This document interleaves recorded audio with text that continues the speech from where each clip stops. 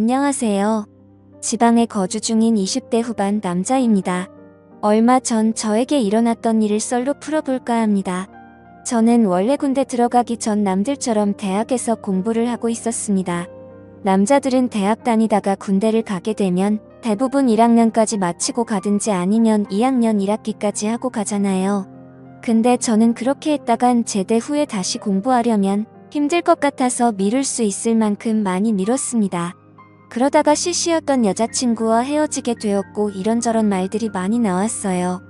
하지만 근거 없는 낭설에 불과해서 처음에는 공부에만 집중하려고 신경도 안 썼는데 그게 화근이었던 건지 학교에 다니기 힘든 상황까지 가게 되어 3학년 2학기에 이도 저도 아닌 상태로 도피성으로 군대에 입대를 하게 되었습니다. 일반 보직으로 가려다가 친구들이 꿀보직인 운전병으로 가라고 하길래 어차피 일종 면허도 있으니 운전병으로 지원해서 군 생활을 보냈어요. 그러고 나서 제대하니 벌써 20대 중후반이 되었더군요.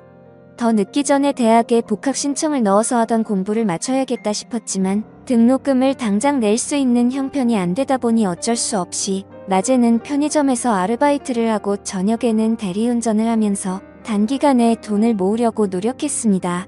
몸이 많이 피곤하긴 했지만 편의점 알바 같은 경우는 제 시간에 물류 정리 빼고는 대체로 힘든 일이 없었습니다.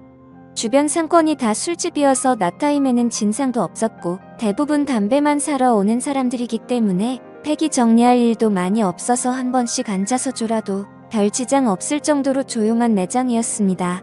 그리고 원래 대리운전 말고 저녁에도 레스토랑이나 카페 같은 곳에서 알바를 하려고 했었는데 생각해보니 운전도 할 줄 알고 운전병으로 있었던 걸 써먹고 싶기도 해서 친구들에게 물어보니 대리운전을 하라고 해서 하게 됐습니다. 막상 해보니 꽤 수입이 쏠쏠하더라고요. 평균적으로 시간당 4콜 정도 잡는데 1콜당 15,000원 정도 가져가다 보니 하루 평균 10만 원은 기본으로 챙겨갔습니다. 대신 가끔 진상들이 아이도 어린데 이딴 거 한다면서 너 같은 애들 때문에 나라 경제가 이 모양이다 등의 시비를 걸어서 그런 걸 참는 게 힘들었지만 그 외에는 다 할만했습니다. 아들 같다면서 고생한다고 팁 주시는 분들도 계셨고 삶에 대한 좋은 말씀을 해주시는 분들도 계셨으니까요.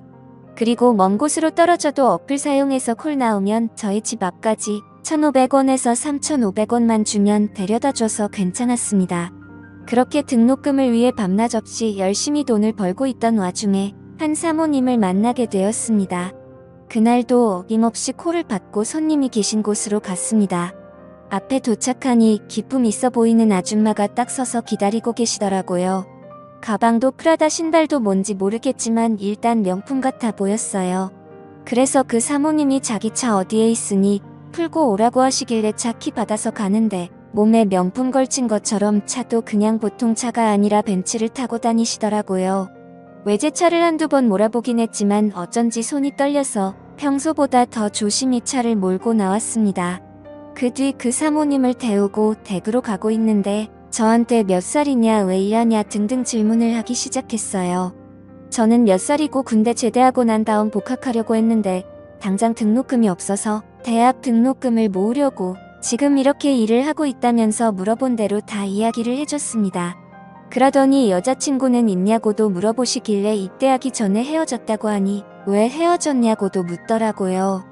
좀 말이 많으신 분이네 하고선 장단 맞추기 위해서 그냥 넉살 좋게 걔가 바람 펴서 헤어졌어요 라고 했더니 사모님이 자기 같은 사람 두고 바람 피는 것도 참 능력이다 이러더군요. 그리고는 사모님 집에 도착하여 안전하게 내려드렸습니다. 인사를 하고 돌아가려는데 사모님이 저보고 용돈 벌 생각 있냐고 하시는 겁니다. 저는 당장 돈이 필요했기에 물어봤죠.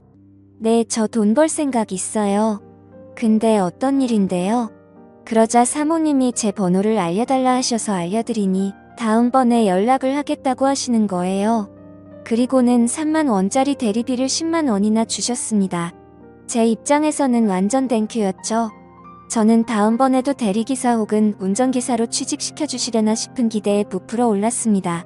그리고 일주일 뒤 저는 평소처럼 지내고 있었는데 뜬금없이 카톡이 오는 겁니다.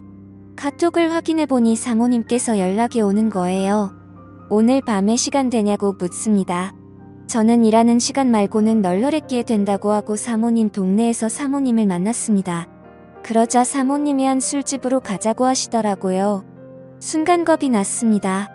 이거 TV로만 보던 이상한 게 아닌가 싶었죠. 사모님은 분위기 좋아 보이는 바에 들어가더니 조니워커라는 양주를 시키셨습니다. 저보고 술 좀 하냐 물어보셔서 저 잘은 못하고 조금 할 줄 알아요 라고 대답했어요. 사모님은 양주를 한 잔 들이키시더니 갑자기 우시는 겁니다. 무슨 20대 초반 여자애가 이별하고 울듯이 서럽게 울더라고요. 저는 놀라서 무슨 일이냐고 왜 그러시냐 물어보니 좀 진정하고 얘기하시더라고요. 남편이 사업을 하는 사람이라 엄청 바쁘다고 합니다.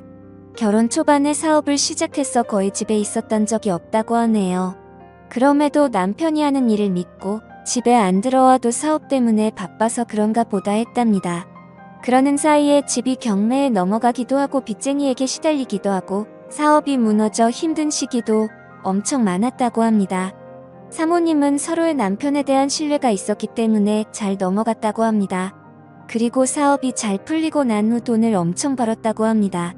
하지만 사업이 잘 되고 난 이후에도 남편분은 집에 안 들어오고 계속 일 때문에 바쁘다고 가정을 소중히 여기지 않았다고 해요.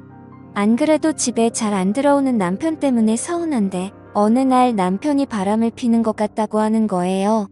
뭐 때문에 그렇게 느꼈냐 여쭤보니 남편 셔츠에서 파운데이션 색깔이 흐릿하게 보이더랍니다.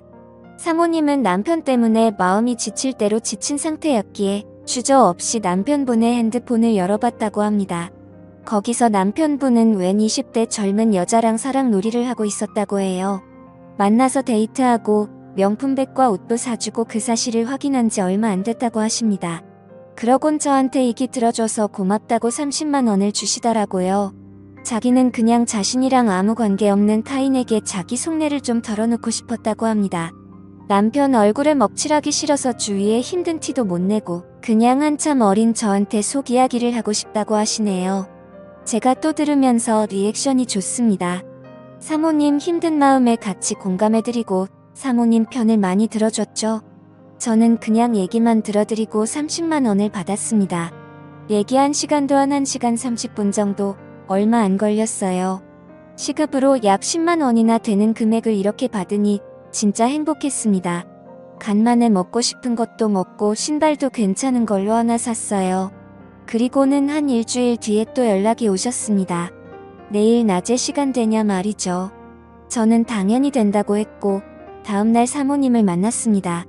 이번엔 사모님 차를 몰고 웬 호텔 식당에 갔어요.